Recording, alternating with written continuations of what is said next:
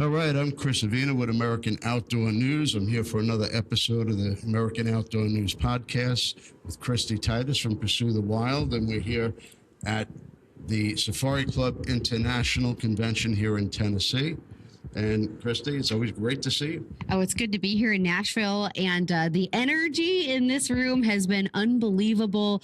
The people that are attending are having a great time. The exhibitors are having a great time. It's probably one of the most important weeks of the year, if not the most important week of the year, as far as, fundraising for SCI's advocacy work, and then also for hunters out there that are wanting to book that trip of a lifetime. Yeah, the numbers I got yesterday, I believe they said that they had walk-ins, 3,000 new members.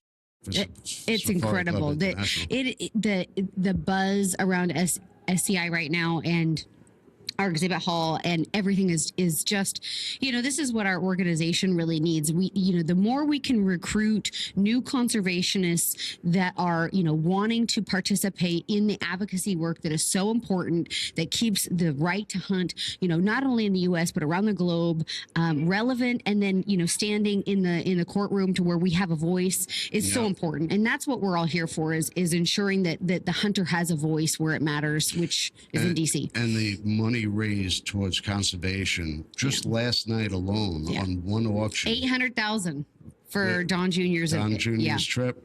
Two people were bidding, and they said, you know what, we're going to cap it at $400,000 each. They each get a trip. $800,000 raised on one trip. It's unbelievable. Don Jr. is such a champion for conservation, and we're so honored to have him be here and to be supporting SCI in the mission. And it just really goes to show you that SCI is first for hunters. When you have someone, with the last name of Trump that is backing what you're doing, it really gives a great endorsement. And if you've never been to the show, you should really get in your car, drive down to the convention center today, because you never know who you're going to run into on the floor. You're walking around the floor Actually, I don't know how much walking around the floor I've done, but I would like to get out to the floor today. I'm trying to leave myself like an hour or so I can actually get out there. But yes, there's people everywhere. We've had, country music superstars like Luke Bryan, Craig Morgan, Chase Rice. We've got, football players, we've got everybody out here.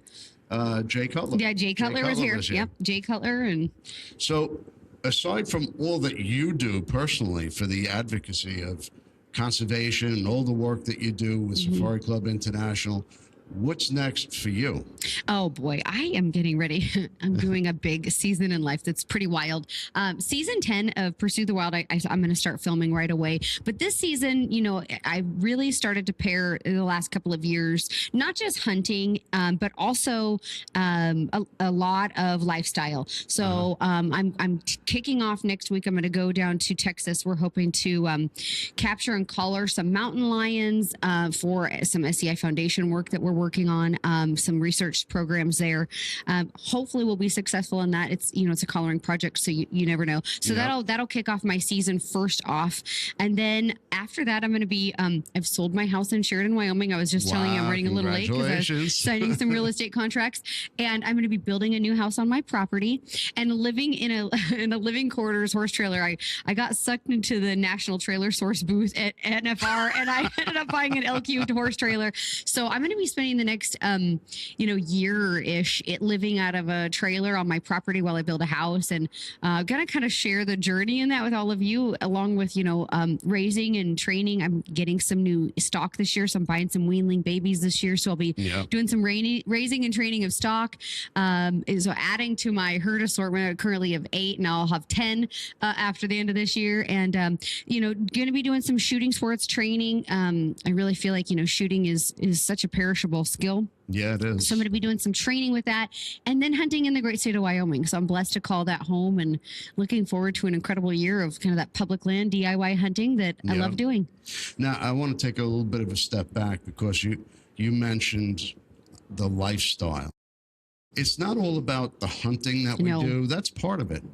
But the whole lifestyle behind the whole thing is really what we do. Yeah. It's getting outdoors. It's going on hikes. It's I know you love to pack up your mules and you're off and running. And that is fantastic in itself. Yeah, there's a lot of work that goes into managing your own stock. And if you can book a trip and go with an outfitter, and that's a great experience. And after you do a trip like that, you'll really respect and understand the work that goes into it. But at home, where I'm, managing my own stock, I'm raising them, I'm training them, I'm doing it all myself. And then when we get in the backcountry, doing it, it's so much fun. It's so rewarding. The relationship I have with my mules, it's unbelievable. Like, I don't have kids, but I have mules, and that's the same thing to me. So there's a fine line. I have a lot of friends that joke. They're like, I want to be reincarnated as one of your mules. They become family. They literally do. Yeah. And like, I had a mule pass away. I had him almost just shy of 30 years, and he was working and packing elk 6 months prior to his death. So wow. they really truly are a beast of burden, and they serve their owners as much as we serve them. So it's a wonderful relationship. It really is. So aside from your advocacy, and aside from your show and your ranch and everything that you got going on, you have a jewelry line. I do have a jewelry line. So Montana Silversmiths is an iconic Western jewelry line that's been in the business for well over 50 years now. They are the brand of champions. So if you go to the National Finals Rodeo, you will see the PRCA cowboys and cowgirls donning trophy buckles that are crafted by Montana Silversmiths. And they have been doing my jewelry line. This is year 11 on the jewelry line, and it's very special. It's a solid sterling silver collection, and I try to build and craft every piece to be iconic. And kind of reminding women of time in the backcountry. So those types of memories. So it's kind of a twist away from the traditional Western flair that Montana Silversmiths is known for, and capturing the hearts of the sportswoman. Now, if you come to the show today, make sure you stop at the Women in Hunting booth. Women Go Hunting. Women Go Hunting. Booth 3306. Denise Welker, that was a vision of hers. It's just a wonderful location for women to inspire and empower each other. So whether you're a hunter or a non-hunter, or you just have questions, it's a great community of fellowship. We have an event every Saturday at convention. So if you miss us this year, join us next year. Every Saturday morning we do an event. It's super informal, which makes it really fun, because it's just a cocktail meet and greet. You come in, you can meet guides, you can meet outfitters, women that have, we have Maddie Damaski, which is an SCI attorney and this year's Diana Award recipient. We have women like her. And then we have women that have never hunted or been in the field before, that are just curious, and everything in between. So it's a great place for you to come get information, make connections in the industry, and, take those next steps towards either becoming, more of an advocate or conservationist, or a hunter yourself. All right. Well, I appreciate you taking the time to speak to us today. I know you got a big day planned ahead of you. Oh, I'm just glad to be here. And I hope if you're not in Nashville, you have to get down here and join us at the SCI Convention 2027. It'll be in January next year. So where can we find you, your jewelry? Where can we find you? Yeah. So everything's on my website. Go to pursuethewild.com. I have a podcast called Wild and Uncut, like yours. I do it in person, and that streams. You can stream that on my website, or anywhere you listen to podcasts. You can watch it, because all mine are also filmed. So YouTube. I also have episodes on my website, and you can hit the shop tab and shop jewelry and anything else on social media. You can find me just at Kristy Titus. Pretty simple. All right.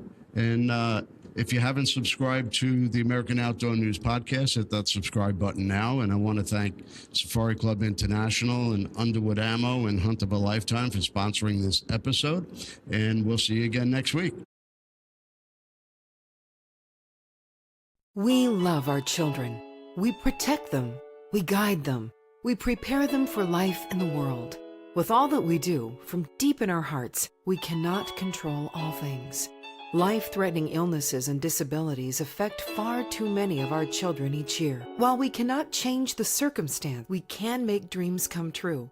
Dreams to provide hope, to provide spiritual healing and strength, to provide moments of happiness and relief in the hardest of times. We can give a glimmer of light and hope in a time of darkness and despair. Join huntofalifetime.org to help make dreams come true, to provide hope for children with life-threatening illnesses and disabilities. Hunt of a Lifetime is a nonprofit organization fulfilling dreams for hunting and fishing trips to youth 21 and under with life-threatening illnesses and disabilities. Visit huntofalifetime.org to learn how you can make a difference.